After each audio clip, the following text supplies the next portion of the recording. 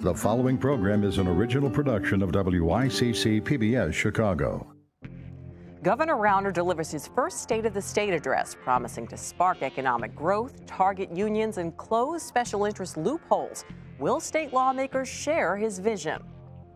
In Chicago, a new kind of housing crisis. Squatters moving into abandoned homes and even charging rent. What neighbors can do to protect their property. Plus, new and compelling art from an historic Chicago neighborhood. These stories and much more tonight on In the Loop.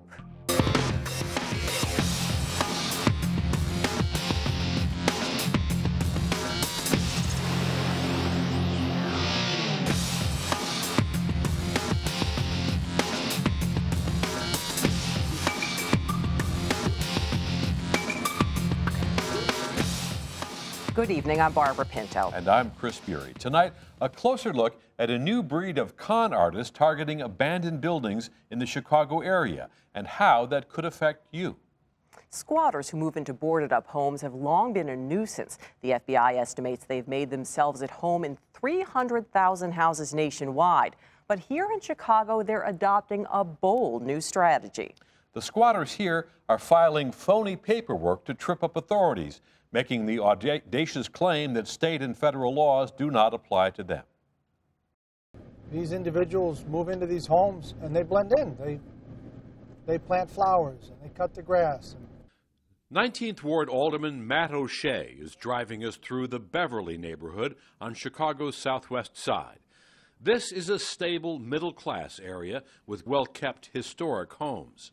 But O'Shea says squatters have taken over at least 12 vacant homes in his ward.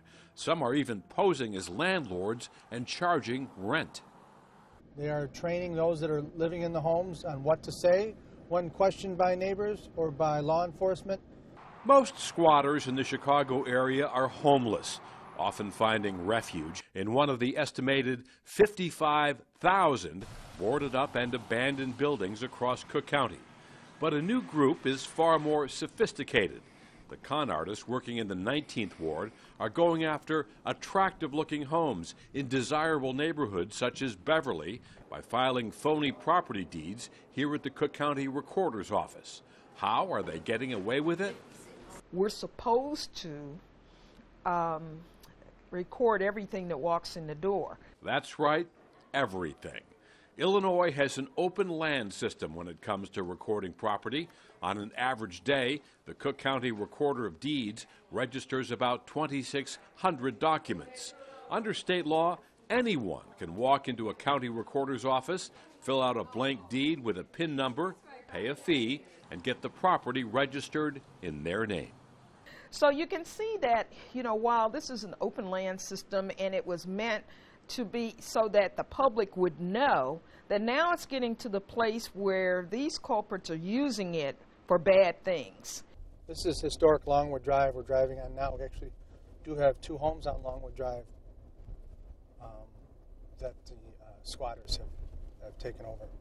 In one case, a classic mansion on the hill is right next to a modest split-level home now occupied by squatters.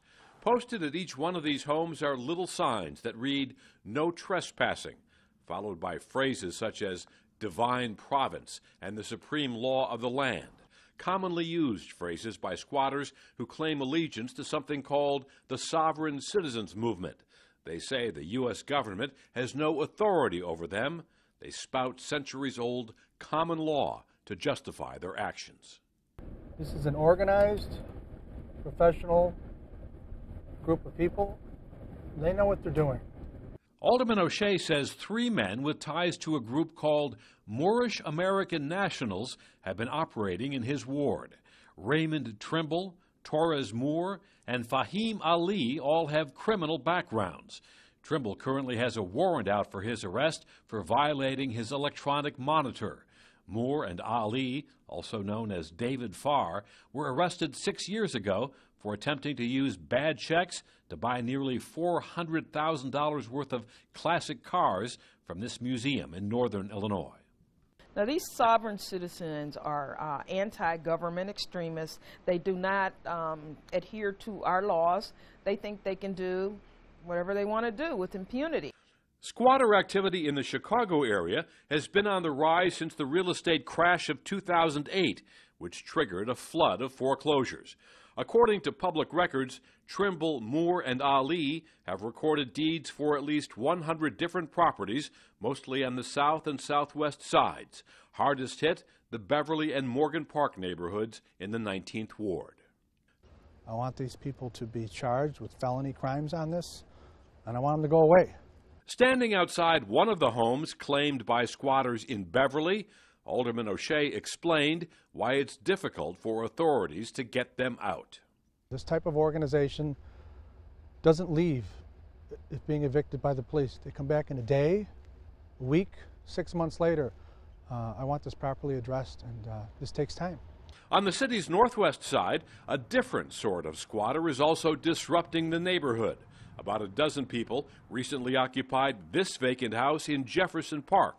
Some squatters went into the property, took it over, and basically started creating, havoc in this community, having put pit bulls and throwing parties.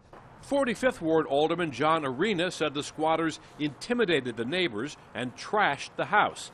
His office is now working with the bank to get the home fixed up and back on the market. To stop the spread of squatters, Cook County Recorder of Deeds Karen Yarborough says all homeowners need to be vigilant.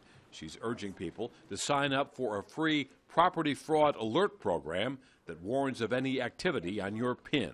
You get a copy of your credit report maybe once a year so that you can just, monitor it to make sure that no one has taken out a credit card in your name. We're telling people that they need to do the same thing with their chain of title for their property. Any homeowner wishing to sell, refinance, or take out a second mortgage may have trouble doing so if the deed is clouded by fraudulent claims. I don't know if we could ever prevent this, but we need to make it more difficult, and we need to strengthen the penalties for people that do commit these type crimes. These are felony crimes. These are destabilizing safe communities. The FBI says property and mortgage fraud have become the country's fastest growing white-collar crimes. And here in the Chicago area, Cook County has formed a task force to go after the criminals.